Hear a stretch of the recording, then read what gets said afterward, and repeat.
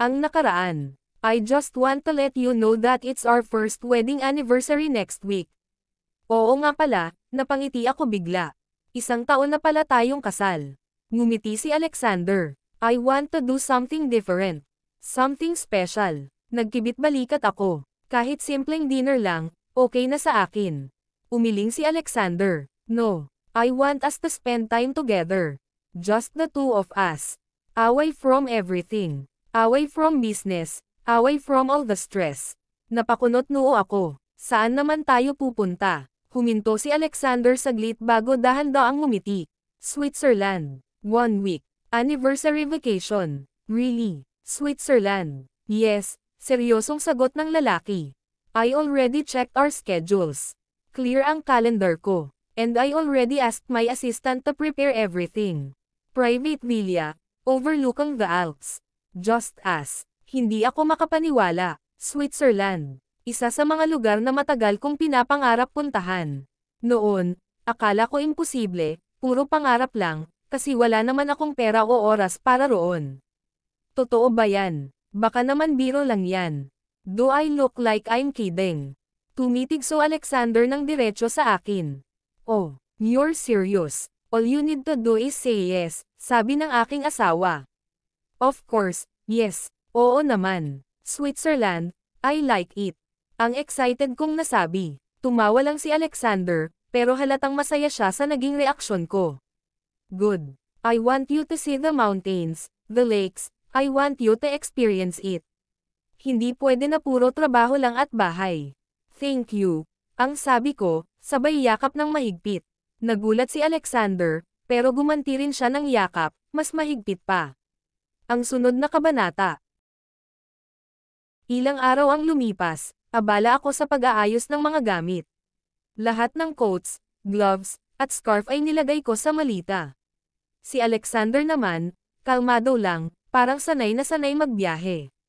Pinapanood naman ako ni Alexander. You look very excited, komento nito. Well, first time ko kasi sa Europe. Tapos Switzerland pa. Hindi ka ba excited? Tanong ko. Umiling si Alexander, pero lumapit at hinawakan ang kamay ko. I'm excited, because you're excited. Ang simpleng linya ni Alexander ay diretsyong tumama sa puso ko. Habang nasa business class kami ni Alexander ng eroplano ay hindi ako mapakali. Excited kasi ako. Si Alexander naman, nakatingin lang sa akin, parang aliw na aliw sa energy ko. Hindi ka ba napapagod? Tanong nito. Hindi. Ang saya kaya. Gusto kong i-document lahat ng to, sagot ko, sabay ngiti. Umiling lang si Alexander pero kita sa mga mata niya ang saya. You're unbelievable. Take a picture with me, biglang hiling ko sa aking asawa. No, mabilis na tumanggi si Alexander. Sa wakas ay nakarating na rin kami sa Switzerland ni Alexander. Malamig na malamig ang hangin nang lumabas kami sa airport. Agad kong sinuot ang makapal kong coat, habang si Alexander ay kalmado lang. May private car na naghihintay sa kanila papunta sa villa na nirenta ng kanyang asawa. At nang makarating sila doon, halos mapang-anga ako. Ang villa ay nasa gilid ng bundok, tanaw ang snow-capped Alps, at may fairy place sa loob. May balcony pa na may view ng malawak na lawa na kumikislap sa ilaw ng buwan. Alexander, ang ganda. Halos bulong kong nasabi, habang umiikot sa loob ng villa. Glad you like it. Like, I love it. Tumakbo ako papunta sa balcony, sabay huminga ng malalim. Lumapit si Alexander, nakatayo lang sa likuran niya habang nakatingin din sa view. Happy anniversary, Cassandra. Nang marinig ko siya, hindi ko na mapigilan ang sarili. Lumapit ako sa aking asawa, niyakap siya ng mahigpit. Happy anniversary, Alexander. Thank you, sobra. At sa ilalim ng malamig na hangin ng Switzerland, sa harap ng magagandang tanawin ng Alps, naramdaman ko na ito ang simula ng isang bagong kabanata para sa amin. Maagang akong nagising dahil nakaramdam ako ng lamig dahil winter season sa Switzerland. Nang dumungaw ako sa bintana ng villa, bumungad sa akin ang tanawing tila kinuha mula sa postcard, malalaking bundok na natatakpan ng nyebe, at sa ibabay makikita ang isang lawa na kumikislap sa ilalim ng umagang araw. Ang ganda, bulong ko habang nakahawak sa kurtina. Hindi ko napansin na lumapit na si Alexander mula sa aking likuran. Nakasuot ito ng itim na sweater at sweatpants, at may hawak na 2 tasa ng kape. Good morning, sabi nito, sabay abot ng 1 tasa. Good morning, masayang tugon ko habang tinanggap iyon. Humigop siya ng kape, sabay ngiti. Ang sarap, hindi masyadong mapait. Natuto ka na. Umangat ang sulok ng labi ni Alexander. Practice makes perfect. Tahimik lang kaming dalawa habang nakatingin sa tanawin. Ilang sandali lang, biglang nagsalita si Alexander. I want us to make the most of this week, Cassandra. Wala akong meetings, walang istorbo. Just us. Tumango ako, habang hindi maitago ang aking saya. I agree. Makalipas pa ang ilang sandali ay pareho naming pinagplanuhan na mag-skiing. Medyo kinakabahan ako dahil first time kong mag-ski, but at the same time, excited din ako. Suot namin ang makakapal na jacket at ski gear habang papunta sa slope. Pagdating doon, na-excite ako sa dami ng tao at sa sigawan ng mga natutuwa habang dumudulas pababa sa snow.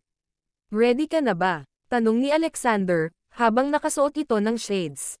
Hindi ko alam, baka madapa ako, sagot ko naman, habang hawak-hawak ang ski poles na para bang ayaw ko itong bitawan. Lumapit si Alexander, marahang inayos ang helmet ko. I'll be right here. Hawakan mo lang ang kamay ko. Napatawa ako. Pwede ba yon? Bago hindi ka na makapag-enjoy. I don't care, sagot nito, sabay abot ng kamay ko. Dahan-dahan kaming nagsimula. Habang dumudulas kami ng dahan-dahan sa slope, kinakabahan pa din ako. Relax. Just follow my lead, malumanay na utos Alexander, habang hindi binibitiwan ang kamay ko. Sa una, halos madapa ako ng ilang beses, pero lagi akong sinasalo ni Alexander. Hanggang sa unti-unti kong naramdaman na kaya ko pala. Hindi naman mahirap, sabi ni Alexander. Easy for you to say. Kung wala ka, malamang nahulog na ako sa snow ngayon, sagot ko, sabay tawa. Natawa din si Alexander sa sinabi ko. That's why I'm here. At sa gitna ng malamig na nyebe, ramdam ko ang init ng pagiging asawa ni Alexander. Pagbalik namin sa villa, parehong kaming pagod pero masaya. Umupo kami sa harap ng furry place, may daladalang mainit na mug ng chocolate.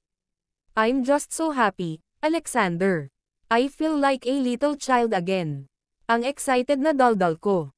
Tahimik lang si Alexander habang nakatingin sa akin. Maya-maya'y nagsalita siya. You deserve moments like this. Hindi lahat puro sakit ng ulo.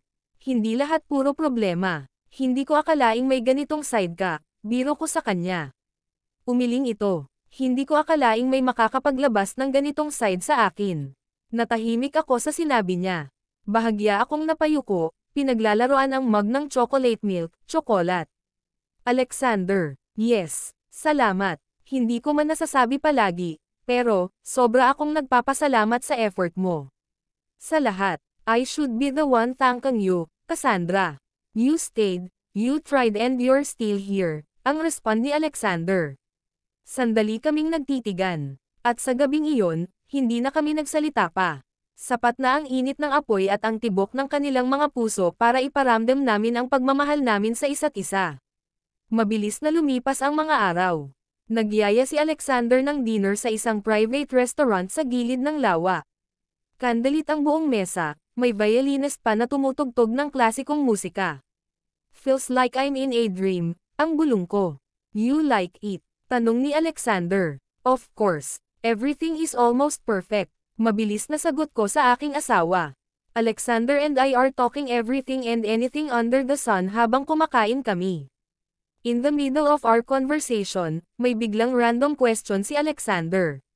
Cassandra, do you see yourself being with me in the long run? Napakunot noo ako. What kind of question is that? It's a serious one. I know I'm not the easiest person to live with. I know I've made mistakes. But I want to know if you believe in us. Kung hindi ako naniniwala, sa tingin mo ba andito pa ako ngayon? Ang sagot ko. Napangiti na lamang di Alexander, sabay hinalikan niya ang kamay ko. Hindi pa tapos ang aming honeymoon trip sa Switzerland. Nagpunta kami sa isang maliit na bayan at naglakad-lakad, bumili ng mga souvenir, kumain ng street food habang nagyayelo ang paligid. Tuwang-tuwa ako na parang bumalik ako sa pagkabata,